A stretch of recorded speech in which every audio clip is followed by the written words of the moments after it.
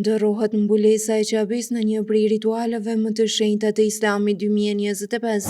Sot me agimin e 1 Muharrem 1447 Hijri 26 qershor 2025, në Qaben e Shenjtë në Mekë u zhvillua ceremonia solemne e ndërimit të Kizwahit, mbulesës së shenjtë të Qabes për të ndëruar vitin e ri Islam. Një ekip me 154 artizan profesionistë zëvendësoi Kizwahin e vjetër me një tjetër prej 47 panele shmëndafshi, të zbukuruara me 68 ajete kuranore të qëndisura me fije argjendi të artë dhe të pastër. Kizwahi i ri është i gjatë rreth 14 metra dhe pesha totale ka rreth 1415 kg, përfshirë 825 kg mëndafsh, 410 kg pambuk, 120 kg fije argjendi të artë dhe 60 kg fije argjendi. Tradita më shumë se një shekull jetë simbolizon fillimin e vitit të ri në kalendarin islam dhe kujdesin e vazhdueshëm të Arabisë Saudite për dy xhamitë e shenjta. Pamjet nga ceremonia janë ndarë gjithësisht në media ndërkombëtare dhe rrjetet sociale,